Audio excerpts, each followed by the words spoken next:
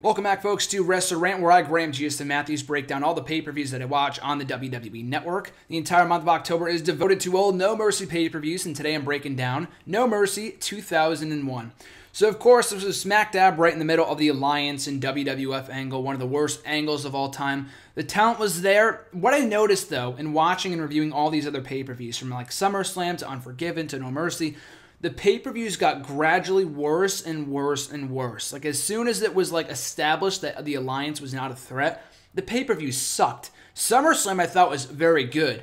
Unforgiven, okay. This show was really not as good. It was still a decent show, but in comparison to the previous pay-per-views, not really all that good at all. But we'll start breaking it down with the opening match for the WCW Tag Team titles. The Hardy Boyz beating Lance Storm and the Hurricane.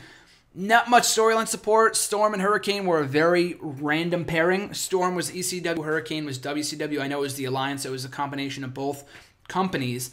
But just, they had no chemistry. All four guys were great wrestlers, who obviously got a very fun match out of it, which was cool.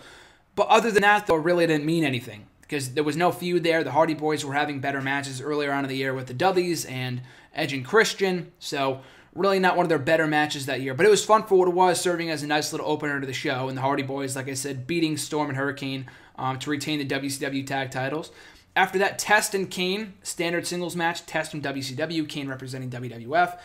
Fine match. It's just, you know, in watching Test matches, the guy never really had a great match. He was very agile, very impressive for a guy of his massive size.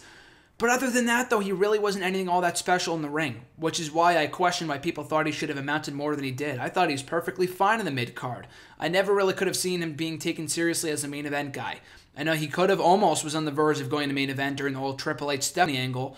I think that was after this. Maybe it was before. I don't even remember, but I'm pretty sure it was before. But anyway, he was never really close to becoming main event material after that because he wasn't really all that good. This match with Kane sucked. He needed the right opponent to have a good match. This wasn't the worst Test match I've ever seen, but it certainly really wasn't all that good. He got a big win here. He was a big part of the Alliance for some odd reason, because he would be a big part of Survivor Series a couple months later. An okay match, just kind of throwaway, and it really shouldn't have gone as long as it did. After that, we had Tori representing the WWF and Stacy representing the Alliance, going at it in a lingerie match, the first ever in WWE history. So this was the start of a very long trend of awful bras and panties matches and all this other shit, which, as guys, I love. We guys love it, you know, but from a wrestling standpoint, and like I said, I talked about it in my past reviews of No Mercy. I've already talked about it in the Table for Three segment in the WWE Network a couple weeks ago, that it was like the beginning of the end for the women's division, when they had all the bras and panties matches and pillow fights. Like, what the fuck is that shit? That is not wrestling. It's entertainment. Sure, it's adult entertainment. It's not sports entertainment. That was awful. This match really wasn't any good. I mean, it was great to see Tori and Stacy in lingerie, don't get me wrong, but the match sucked.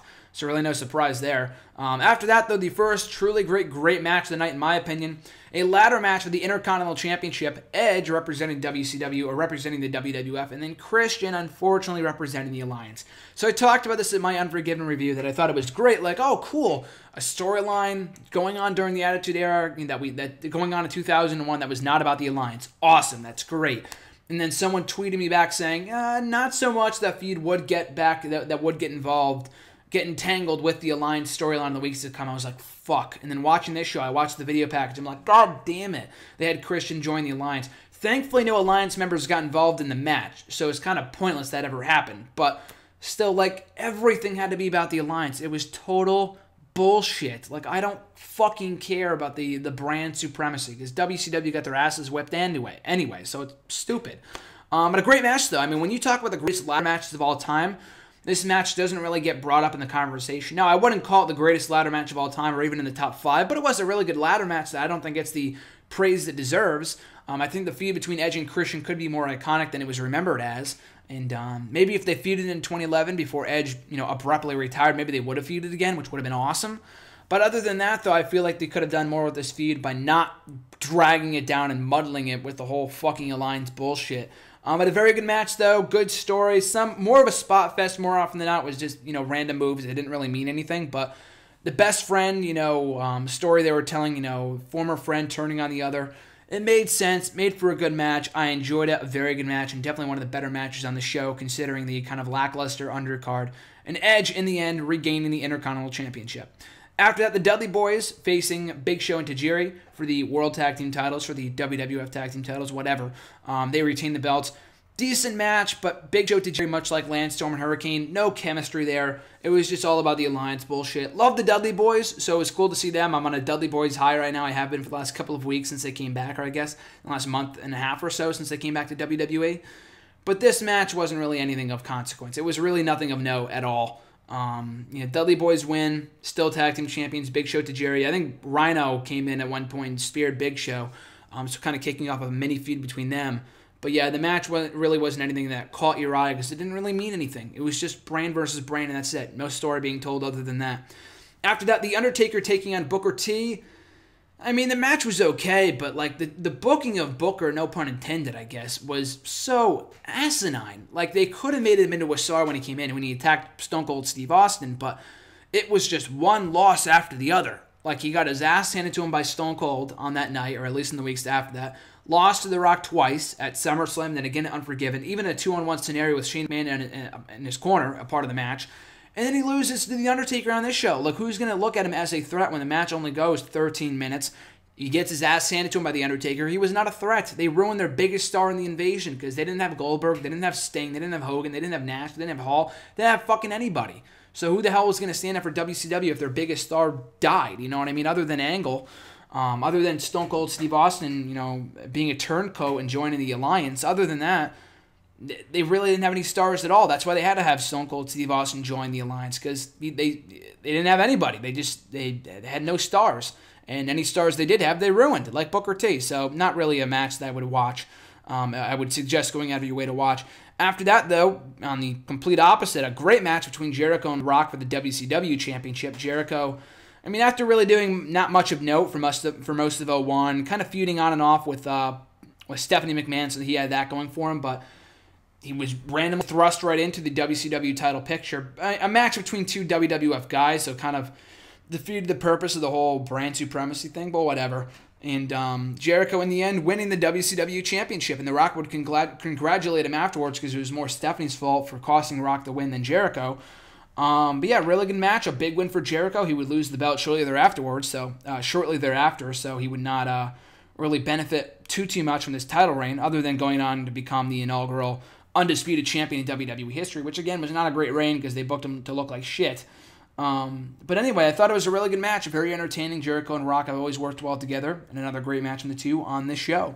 So after that, the main event, the triple threat match of the WWF title, we had Stone Cold Steve Austin representing the Alliance versus Rob Van Dam, also representing the Alliance, and versus Kurt Angle representing the WWF. Very, very good match. I love the story they were trying to tell going into the event, that Rob Van Dam didn't really know which side to choose. He was 5-star frog splashing both guys. He would stand in the top rope. Stone Cold was down. Angle was down. Who's he going to frog splash? And he would frog splash Angle, cost him the belt. Like, oh no, how could he do that? And he would help Austin regain the championship on Raw, so kind of making Angle's reign irrelevant, whatever. But then during this match too, I loved how, and then he would hit Austin another time on SmackDown or something, maybe on the SmackDown before the show, but whatever. During this match, he would have both guys down and go for the 5-star, and both guys moved out of the way, so they're like, who would he have hit? We'll never know. So that was a pretty cool story they were trying to tell there. But yeah, it was a very entertaining match. Could have gone longer than it was. The Jericho Rock match went almost 25 minutes. This match only got 15 minutes, so it could have easily gone longer. But I loved how they made Rob Van Dam they made him out to look like a threat. He was so popular, so they should have. But it was just mind-boggling to me they didn't do more with him as the main event star after this. Much like Jericho. I mean, he would go on to win the Undisputed title, but they booked him like shit throughout his reign. And then RVD was back to the mid-card right after this. So they had a primal opportunity to push this guy towards the main event and capitalize off his amazing popularity, his amazing momentum at this period in time, and they failed to do so. But for one night, though, strong performance from the one-of-a-kind competitor. Also Jericho too, but very entertaining match, and in the end, Stone Cold Steve Austin retaining the title, still the WWF champion. So that closes out Unforgiven, or rather No Mercy 2001. Still have Unforgiven on my mind from last month.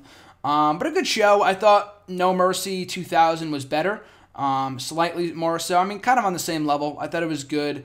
Not really any standout matches other than the Jericho Rock match. The main event was very good, and then Edge and Christian was very good. So those three matches made this show worth watching. The rest of the show was really, again, nothing to note. The brand supremacy shit didn't really do much for me, but Edge and Christian, very underrated ladder match in my opinion, so watch that. And then watch the two main events, which single-handedly saved this show from being a total disaster. Jericho and Rock, and then the main event between Austin, Angle, and RVD. All three matches were great. In the undercard, not so much, but the three marquee matches certainly made up for them, though.